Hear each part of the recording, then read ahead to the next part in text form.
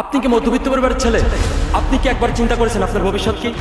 আপনি ছোট থেকে শুনে এসেছেন পড়ালেখা করে যে গাড়ি ঘোড়ায় চড়ে সে। আমি যদি বলি এই কথাটা মিথ্যা, চুরি চামারি করে যে গাড়ি ঘোড়ায় চড়ে সেই কথাটা সত্য, কি বুঝতে একটু কষ্ট হচ্ছে তাই না? এটাই আজকে আপনাদেরকে আমি বোঝাবো। আপনি যদি এখন এইচএসসি লেভেলে পড়াশোনা করে থাকেন, তাহলে আপনি আপনার ভবিষ্যৎ নিয়ে এখনো কোনো পরিকল্পনাই করেন বা চিন্তা করেন নাই বা বিষয়টি নিয়ে ভেবেই দেখেন, কারণ আপনার ওই বয়সটা হয়নি।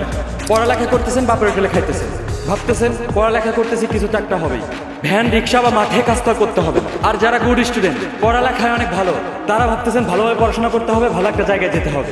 হ্যাঁ, এই কথাটা মিথ্যা না, ভালোভাবে পড়াশোনা করলে আপনি ভালো একটা জায়গায় অবশ্যই যাবেন, কিন্তু এটা সবার জন্য না।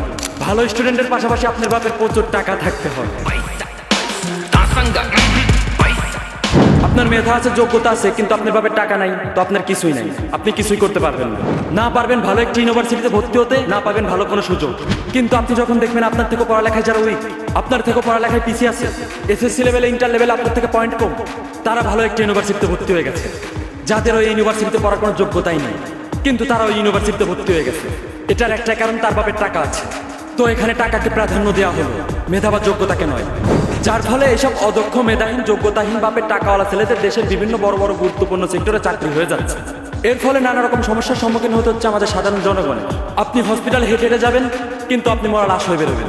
এটার একটাই কারণ, অদক্ষ, মেধাহীন, যোগ্যতাহীন ডক্টর, যারা আসলে টাকার জোরে ডিগ্রি অর্জন করেছে। সাধারণ একটি ব্রিজ করতে গেলে বাইরের দেশ থেকে ইঞ্জিনিয়ার আনতে হচ্ছে, তাহলে আমাদের দেশে যারা ইঞ্জিনিয়ারিং করেছে তাদের দরকার কিসে? প্রশ্ন থাকতেই পারে।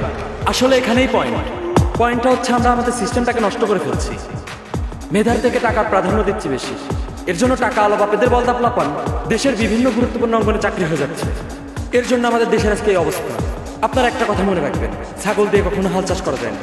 আর দেশের মেধাবী ছেলেরা টাকার অভাবে বেকার হয়ে কেউ নেশা করছে, কেউ কৃষিকাজ করছে, কেউ ভ্যান চালাচ্ছে, আবার কেউ মাতৃভূমির মায়া ত্যাগ করে বিদেশ পাড়ি দিচ্ছে। সব ছেলে মেয়েদের একটি ইচ্ছা থাকে তারা সরকারি চাকরি করবে। 18 থেকে 21 বছরের ছেলে মেয়েদের একটি সুযোগ আসে পুলিশ, সেনাবাহিনী, নৌবাহিনী, বিমান বাহিনী, বিজিবি হওয়ার। এটি সরকারের ডিফেন্স পদে নিয়োগ দেওয়া হয়ে থাকে। এই ডিফেন্স পদে সৈনিকরা দেশের মানুষ এবং দেশকে আত্মরক্ষা করে থাকে। এই সৈনিক পদে চাকরি পাওয়ার জন্য আপনার ভালো ফিটনেস থাকতে হবে এবং এই চাকরি পাওয়ার যোগ্যতা থাকতে হবে। কিন্তু যোগ্যতার বিচার আপনি পাশ করলেও আপনার চাকরি হবে না, কারণ আপনার বাপের টাকা নেই। উল্টা দেখবেন এমন কিছু পাবলিকের চাকরি হবে যারা এই চাকরি পাওয়ার যোগ্য না। তারা চাকরি পাবে কারণ তাদের বাপের টাকা আছে। এই পৃথিবীতে আপনার কাছে টাকা থাকবে তো পৃথিবীটাকে আপনার স্বর্গ মনে হবে, হোক সেটা ভালো পদের টাকা বা খারাপ পদের টাকা। আর যখন আপনার কাছে টাকা থাকবে না, তখন এই পৃথিবীটাকে আপনার নরক মনে হবে। আপনি বিপদে বললে আপনার আশেপাশে ভালো সেজে থাকা কিছু মুখোশধারী স্বার্থবাদীকে চিনতে পারবেন। তাই একটা কথা আছে, তুমি আপন মানুষদের তখন চিনবে যখন তুমি বিপদে পড়বে। তাই বিপদে পড়া জীবনের একটি গুরুত্বপূর্ণ অংশ, কারণ এখান থেকে তুমি অনেক কিছু শিখবে। আপনি একটা জিনিস লক্ষ্য করলে দেখবেন, এখনকার প্রেক্ষাপটে ব্যবসায়িকের ছেলে ব্যবসায়িক হচ্ছে, শিক্ষকের সন্তান শিক্ষক হচ্ছে, পুলিশের সন্তান পুলিশ হচ্ছে, রিক্সাওয়ালার সন্তান রিক্সাওয়ালাই হচ্ছে, চোরের সন্তান চোর হচ্ছে। আপনি রিক্সাওয়ালার ছেলে, পড়ালেখা করতেছেন, ভালো স্টুডেন্ট, অনেক মেধাবী, এইচএসসি লেভেল, ইন্টার লেভেল আপনার ভালো পয়েন্ট, কিন্তু আপনার বাপের টাকা নাই, তো আপনার পড়ালেখার কোনো দাম নাই। তো আপনার ভবিষ্যৎ কি? আপনার ভবিষ্যৎ জিরো। হ্যাঁ, আপনি যখন বুঝতে পারবেন আপনার ভবিষ্যতে কোনো নিশ্চয়তা নাই, বা এক কথায় ভবিষ্যৎই নাই, যখন পরিবারের চাপ আপনার উপর আসবে, তখন আপনার একটি ডানা ছাড়া পাখি মনে হবে।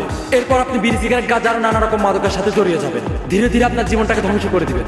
আবার কেউ কেউ সুইসাইডের মতো জঘন্য এবং নিকৃষ্ট কাজ করবেন। তাই আমি মনে করি আজকাল পড়ালেখার যে হাল, পাস ঠিকই করবি কিন্তু বেকার থাকবি চিরকাল। তাই সময় থাকতে ঘুম থেকে ওঠ আর বানা পাসপোর্ট।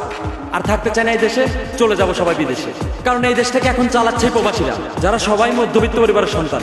আর এসব মধ্যবিত্ত পরিবারের সন্তানদেরকে আমি সেলুট জানাই। সবাই ভালো থাকবেন, নিজের খেয়াল রাখবেন। ধন্যবাদ।